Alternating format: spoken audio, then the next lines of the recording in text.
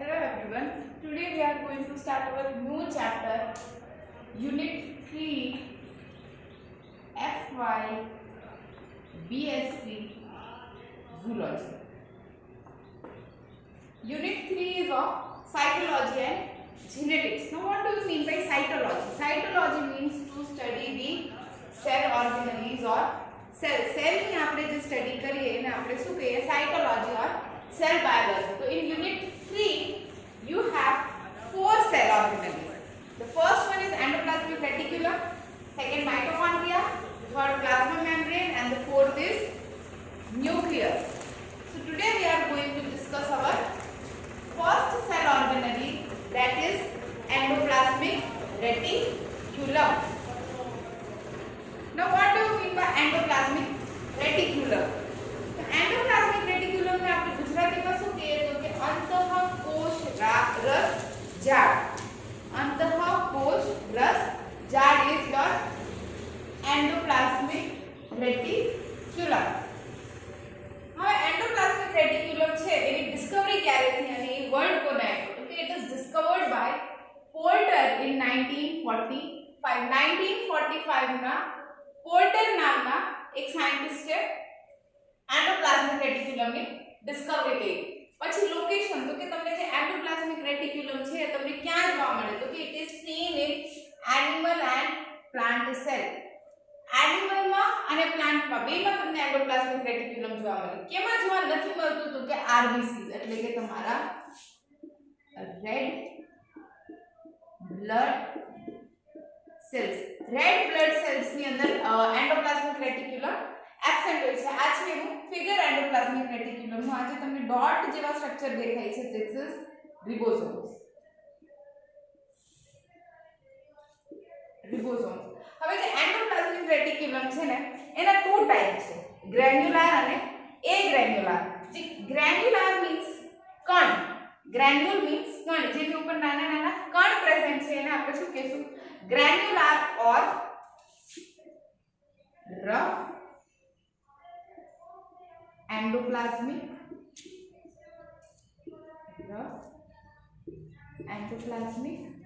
reticulum. હવે એ જે granules છે ને આ ગ્રેન્યુલ્સ, ઈ ગ્રેન્યુલ્સ કોના છે તો કે રિબોસોમ્સ ના. Granules ribosome. તો કે એન્ડોપ્લાઝમિક રેટિક્યુલમ ની જે આઉટર મેમ્બ્રેન છે એમાં જો આવા રિબોસોમ્સ પ્રેઝન્ટ હોય તો એને આપણે શું કહેશું તો કે granular endoplasmic reticulum or rough endoplasmic reticulum. A means absence. આ તમને પહેલા ઘણી વાર કહેવામાં આવ્યું છે in biological terminology. A is refer to absence. Absence means નથી. તો કે એ ગ્રેન્યુલર ને આપણે શું કહીએ તો કે smooth endoplasmic reticulum. Smooth endoplasmic reticulum.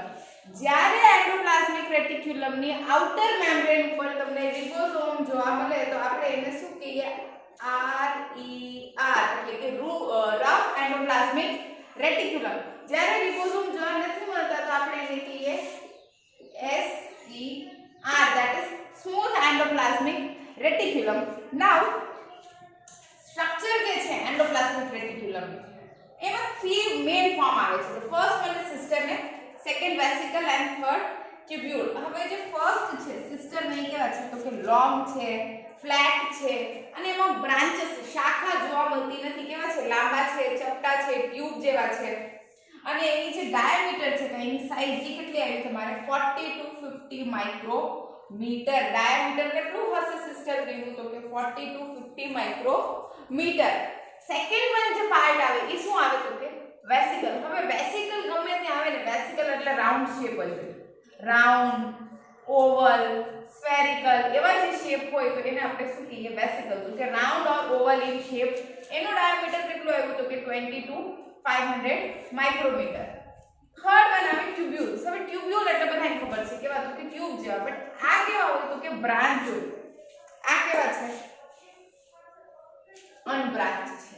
આ કેવા હશે ટ્યુબ્યુલ્સ તો કે બ્રાન્ચ સ્ટ્રક્ચર હશે નાના નાના હશે એની ડાયામીટર કેટલી આવી તો કે 50 to 200 માઇક્રોમીટર પછી આવી જાય છે એના અગેન બે ટાઈપ ધેટ ઇઝ ગ્રેન્યુલર અને ગ્રેન્યુલર એટલે કે આઉટર મેમ્બ્રેન ઉપર શું પ્રેઝન્ટ હશે રિબોસોમ એટલે કે રફ એન્ડોપ્લાઝમિક રેટિક્યુલમ અને જ્યારે આઉટર મેમ્બ્રેન ઉપર રિબોસોમ એબ્સેન્ટ હશે તો આપણે એને શું કહીશું તો કે SER that is smooth endoplasmic reticulum હવે આપણે એના થોડા ફંક્શન જોઈ લેશું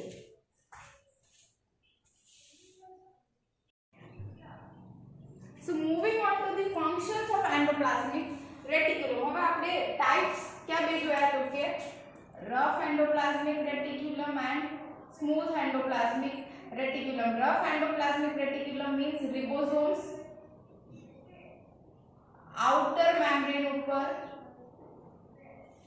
outer membrane પર present હશે અને smooth માં ribosomes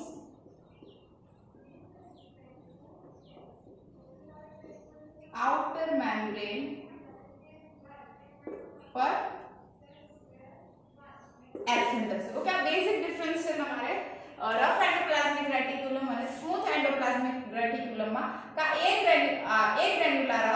ગ્રેન્યુલર માં હવે ફંક્શન્સ જોઈએ તો કે જે એન્ડોપ્લાઝમિક રેટિક્યુલમ છે એના ફંક્શન્સ ક્યાં ક્યાં છે તો ફર્સ્ટ ફંક્શન તો આવે કે એને મેકેનિકલ સપોર્ટ આપે છે કોને તો કે જે તમારું સાઇટોપ્લાઝમ છે ફ્લુઇડી મટીરીયલ છે સેલની અંદર એને શું આપે છે તો કે it gives mechanical support secondly આપે કે ટ્રાન્સપોર્ટ સિસ્ટમ નું કામ કરે છે કેની વચ્ચે તો કે સાઇટોપ્લાઝમ અને ન્યુક્લિયસ મીન્સ કે ગિવ એન્ડ ટેક નું જે કામ કરે છે વચનું જે ચેમ્બર હોય છે ઈ કોણ પ્રોવાઇડ કરે છે તો કે એન્ડોપ્લાઝમિક રેટિક્યુલમ સાઇટોપ્લાઝમ અને ન્યુક્લિયસ વચ્ચે શું કરે છે તો કે ટ્રાન્સપોર્ટ સિસ્ટમ નું એ વર્ક કરે છે હવે moving on to the RER that is rough endoplasmic reticulum તો કે એનો ફંક્શન શું છે આ ખાસ યાદ રાખજો synthesis and transportation of protein RER નું ફંક્શન શું આવે તો કે synthesis and transportation of protein related to protein similarly જે SER છે ઈ છે તમારું related to lipid તો કે synthesis of lipid જે સ્મૂથ એન્ડોપ્લાઝમિક રેટિક્યુલમ છે ઈ કેનું સિન્થેસિસ કરે છે તો કે લિપિડ નું રફ એન્ડોપ્લાઝમિક રેટિક્યુલમ કેનું સિન્થેસિસ કરે છે તો કે પ્રોટીન નું સેકન્ડ બીજું આ શું કરે છે તો કે જે ગ્લાયકોજન છે એનું શું કરે સ્ટોરેજ કરે છે અને થર્ડ પોઈન્ટ આવે તો કે protection to cell from toxic substance જે બીજા જે ફોરેન પાર્ટિકલ્સ છે એને શું કરે છે તો કે સેલ ને પ્રોટેક્ટ કરે છે તો क्या क्या ફંક્શન આવ્યા તો કે first it gives mechanical support second it acts as transport system કોની વચ્ચે તો કે between cytoplasm and nucleus RER શું કરે છે તો કે synthesis and transportation of protein similarly SER કેનું synthesis કરે છે તો કે it synthesis lipid ગ્લાયકોજન નું સ્ટોરેજ અને બીજું શું પ્રોવાઇડ કરે તો કે પ્રોટેક્શન પ્રોવાઇડ કરે છે સેલ ને ટોક્સિક હાર્મફુલ કા અધર ફોરેન પાર્ટિકલ્સ થી તો એન્ડોપ્લાઝમિક રેટિક્યુલમ માં બેઝિક આપણે કેટલી પોઈન્ટ જોઈ તો કે એની ડિસ્કવરી ફર્સ્ટ આપણે એનું શું જોયું ડિસ્કવરી કોને ડિસ્કવર કર્યું તો કે પોર્ટરે સેકન્ડ પોઈન્ટ આપણે એને શું જોયું તો કે એ ક્યાં પ્રેઝન્ટ હોય તો કે એની લોકેશન એની કઈ હતી તો કે animal and plant cell third આપણે શું જોયું તો કે કેવા નથી જોવા મળતું તો કે એબ્સેન્ટ ઇન મેચ્યોર RBC જે રેડ બ્લડ સેલ્સ છે મેચ્યોર RBC છે એમાં એબ્સેન્ટ હોય છે પછી આપણે શું જોયું તો કે એનું સ્ટ્રક્ચરમાં આપણે 3 પોઈન્ટ જોયા ફર્સ્ટ સિસ્ટરને કેવા હતા તો કે આ long flatten and unbranched હતા second vesicles કેવા હતા તો કે round or oval in shape का spherical third આપણે શું જોયું તો કે tubules કેવા હતા તો કે small and unbranched sorry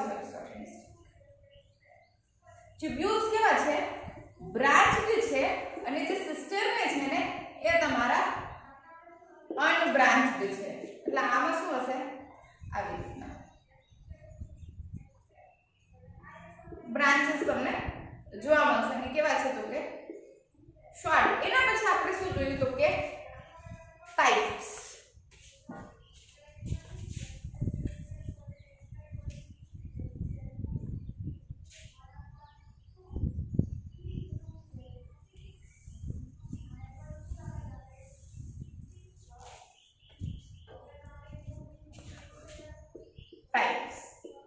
Any type to be types of ER, that is endoplasmic reticulum. तो first type એની કઈ આવી તો કે granular એટલે કે rough endoplasmic reticulum. Rough endoplasmic reticulum, it means outer membrane contains ribosomes. Outer membrane contains ribosomes. So outer membrane ઉપર તમને ribosome જોવા મળે like this. આ જે dotted structure છે, these all are ribosomes. તો આપણે એને શું કહીએ તો કે it is granular or RER, that is rough endoplasmic reticulum. Similarly, the second one is agranular. A means to के absence का absent nothing. agranular में આપણે શું જોયું તો કે it is smooth endoplasmic reticulum. Smooth endoplasmic reticulum, which means કે the outer membrane જેની બહારની મેમ્બ્રેન છે એમાં રિબોસોમ હોતા નથી. outer membrane does